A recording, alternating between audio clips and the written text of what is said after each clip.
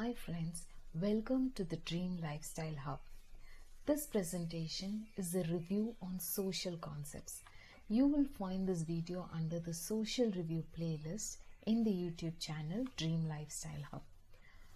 The movie Jai Bhim has been directed by Mr. Gnanavel, produced by Mrs. Jyothika and Mr. Surya, cinematographed by S.R. Kathir, designed by K. Kathir, edited by Philomen Raj, musicalized by Sean Roldan, and performed by a phenomenal cast. It has needed the level and aging of experience and exposure to situations depicted in the movie for the director to write the script that can attempt to punch on the face of the society. In fact, I have a few questions. They have been in my mind for a long time, and I want to ask them now to everyone listening as they are very relevant to the content of this movie. These questions may seem naive to some, but they have been formed through personal keenness and observation over years. If at any point of time while watching this video you feel that I am just another opinionated person, then that is exactly the mindset that I want to talk about here, the devaluing mindset. If anyone is able to provide a response or recommendation for any of my questions, please let me know. On what basis a community is categorized? Is there a ranking for each community? Tribes are supposed to be the ancient people, the oldest people belonging to a region. This means that they are like the foundational stones of the society. How are they placed at the lowest rung of the society with very limited means and rights to survive? On what basis they are then subjected to oppression? Dr. Ambedkar had the purpose of writing the Constitution of India. His positioning was unreplaceable. His need and scope was recognized and acknowledged, though he belonged to a socially oppressed community. Then what is the underlying and overpowering attitude and mindset of individuals and the society itself at large? How does casteism play a role here? May I share my mental response to my own questions? Can I say that a selective existential principle of only I want to exist, I only want those needed by me to exist, is followed by large in the society? Having a personal selective existential mindset is only the root cause for such oppressive behavior, is my opinion. A sub-root cause is a justification given by each one following it that the society itself is doing it, so can I. This attitude and mindset is fed into us over years. Unless the right mindset of respect is framed within us, in fact reframed within us, we cannot stop the abandonment of our old parents. The core agenda should be to have the mindset of existence and coexistence. When we think about ideology, how does community come as a source of barrier? For instance, it is okay to be a Christian or Muslim or Sikh and still celebrate each other's festivals. The festival does not lose its festive value. It only gets enhanced as more people celebrate it. Belonging to a community in simplistic thoughts should be just an identity of a person, like his or her gender, age group, area of residence, etc. We have been taught that casteism was defined based on the profession of a person. We were also taught that the communities were formed from specific parts of God who was in human form. That is, the community of Brahmins were formed from the crown of the head. The Kshatriyas were placed on the hands, the Vaishyas were placed on the thighs, and the Shudras were placed on the feet. The question that I always have is, how and why is caste and community being rated? What further aggravates the situation is that there is further classification among each of these communities itself, that is, forming sub-communities and subcastes. On what basis has this happened? Even when the Shudras are placed at the lowest rung of the society by various factors, are all the sub-communities of Shudra um, united as one community like religion? Are the other communities united as well within themselves?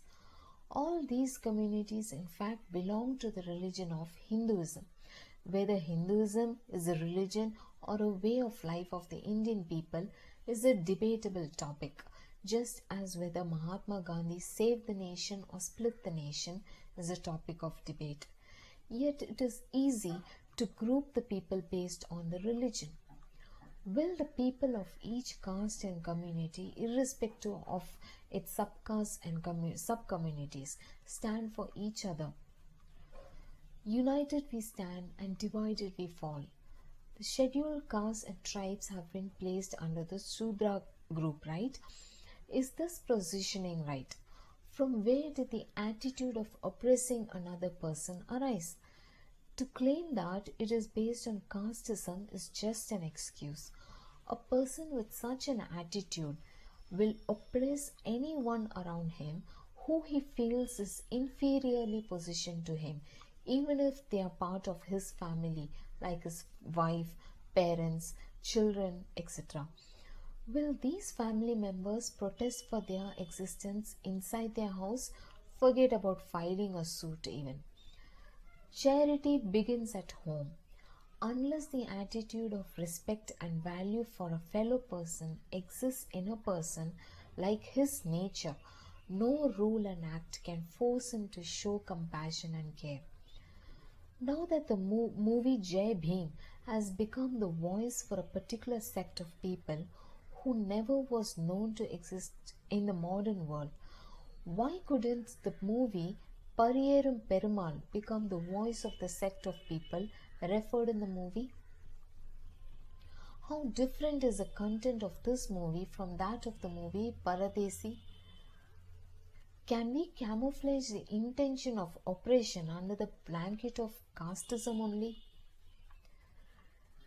It required the intelligence of the defending advocate, ex-judge Chandru, and the persistence of Professor Kalyani and all the respected people involved in the protest to even bring the oppression to light. It needed the charisma, the willpower, and the spiritual reverence of an actor Surya to bring it to limelight. When a person is deprived of his right to live, where does the question and possibility of arguing his situation arise? When a community is known to be oppressed, where does the question of defending their facilitation at the judiciary arise? It needed the brilliance and calmness of Mr. Chandru to obtain a piece of land for the community people. Should this have been asked for through a trial and passed as a judgment? Shouldn't the governing authorities be aware of their needs? This specific community of people do not have ration cards. It is also said that they do not have Aadhaar cards. What kind of administration is happening? This is like a businessman trying to sleep, knowing that his bank and bank locker containing loads of money and gold are not guarded by security. Unless the rating and ranking of a community that has been subtly registered into our minds be registered officially also, be documented officially also, the positioning of the communities and the society will remain a debate.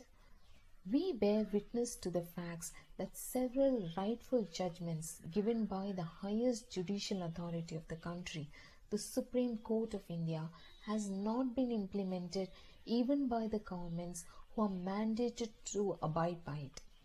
It is sensible to expect the endorsement of the right to live for an oppressed community with the basic necessities of food, clothing, and shelter. Don't the governing bodies ensure the provision of basic necessities to every individual in their region? Where is all the funding for such purpose going to? Can they guarantee and document that such provisions are being made rightfully? ஜாதிகளில்லையடி பாப்பா குலத்தாழ்ச்சி உயர்வு சொல்லல் பாவம். Untouchability is a crime are just poetic and ornamental statements for the school textbooks and nothing more. Now blaming the brutality of the police system. Let's take a look at this video. Driver, bus police station vidugo. இங்க ஒரு sign போடுங்க. 10 நாள் ஒரு summon வரும். Egmore magistrate கோர்ட்ல வந்து deposition கொடுத்தா இவனை கஸ்டடியில வச்சிருவா இல்ல ஃபைன் போட்டுருவா. நீங்க போங்க, நான் பாத்துறேன். Thank you sir. போங்க போங்க போங்க. இது சொந்த பிரச்சனைக்கே போலீஸ் ஸ்டேஷன் வந்தது இல்ல. லேடிஸ் கை போடுற. அடிக்காதீங்க, தப்பு. குற்றவாளி அடிக்கிற ரைட்ஸ் போலீஸுக்கு கிடையாது. இவனை கஸ்டடியில வச்சு மேஜிஸ்ட்ரேட் கோர்ட்ல ப்ரொடியூஸ் பண்ணுங்க போதும். Don't overdo your job. This scene in the movie Onion, alias Aparajit, produced by Oscar Films V. Ravichandran, directed by Mr. Shankar, was an eye-opener to me. It speaks about the limitations of the police to physically abuse an accused person. Who gave them the authority to raise hands at someone? Should a suspect be subjected to beating or torture to prove that he is the offender? Aren't there any soft ways to prove it? How and why did this method of beating and hitting be part of the protection system? The police personnel are in fact trained for such processes and so-called as treatments. There is justification that the rules of the department are outdated to pre-independent era. We are in the 21st century now, with artificial intelligence trying to rule the roost. Aren't the police responsible to safeguard every citizen physically, psychologically, individually, socially? Is the police able to raise hands at every accused in the same way? On what basis is this discrimination happening? Is it only based on caste? Isn't prostitution a way of oppression then? Isn't begging on the roads a way of oppression then? Aren't handicapped people oppressed in the society? How are these people's experiences different from what is being depicted in the movie? Aren't these people subjected to psychological torture like the lead female character? Can the police system be accused of such treatment given to these people? Isn't exploitation of mode of oppression and denial? As a citizen, how can I expect the police or even the government to stop and prevent other ways of exploitation like prostitution, human trafficking, drug trafficking, organ theft, smuggling, and many more? For how long can poverty be given as an excuse to encourage exploitation and discrimination? How did this mindset arise in a majority of us? Maybe Kalyug was meant for all of this, but the journey towards Satyug has already begun. We just have to stick to the right path. What will happen if I choose to give my tax money, whenever necessary, directly to people in need of money to elevate their position in the society? Can this contribution be brought under the section 80? The police atrocities that we are now debating about only reminds me of the authoritative state that existed during the German Holocaust, during the Jewish mutilation. It happened in large numbers and openly by design. Now what we are witnessing is also happening by design but in pockets. But it is happening only because each of us, not related to the deprived people, are willing to show a blind eye towards them. Most of us have been conditioned to this behavior, while some do not have the voice loud enough to be heard. Respect towards personal and fellow being is the only way to uproot the feeling of casteism or rather deprivation. While it has been made clear that there is a dire need to bring in reformations in the methods and approaches adopted by the police department to ensure law and order, Does all of this end with them? Aren't they part of a much larger administration system? What kind of reformations are needed to be introduced into this system? Are we going to wait for yet another movie or a debate that can show the contamination straight at our face? Aren't we already showing a blind eye to all of it? For instance, how many of us show a blind face towards a beggar, to a transgender? There lies the answer to the questions. Casteism can be looked at as an additional identification mechanism for an individual. Caste can even be included in the Aadhaar card as much as the name and gender of the individual is specified. Can this one reference provide the authority for discrimination or rather deprivation? I prefer gender discrimination, but not gender biasedness. The gender discrimination that I prefer enables the presence of gender-based washrooms. But what liberty can discrimination carry with itself? Is it used as an excuse to justify and induce the power of denial instead of acceptance into the psychological and physical environment of the society? The social policies may claim that casteism is used to provide reservations, but how much of this happens in real life? Allowing 33% of women into the Parliament of Assembly is still a documental reference. It is in fact a shameful state that the world politics of the self-proclaimed developed countries and its survival strategies is based on such principles.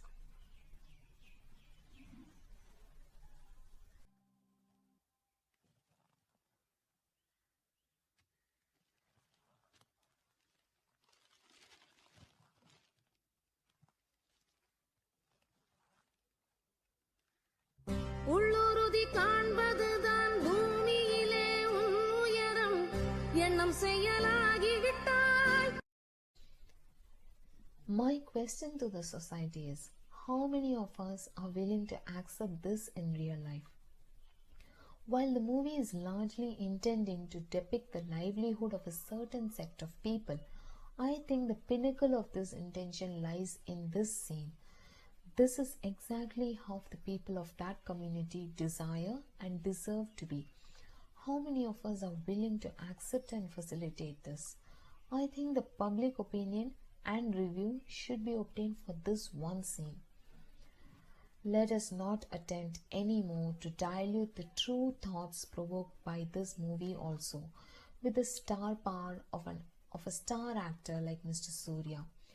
This is not a biopic of Justice K. Chandru. A detailed biopic can definitely be made, but this movie is just a vivid representation of the crude reality in history that is teaching us a lesson on social existence and coexistence. If you like this video, please like, share and subscribe. If you do not like the video, please share your opinion and feedback. This review should not be yet another drop of water into the ocean. Only a downpour of drops of water can create an impact. Jai Bharat.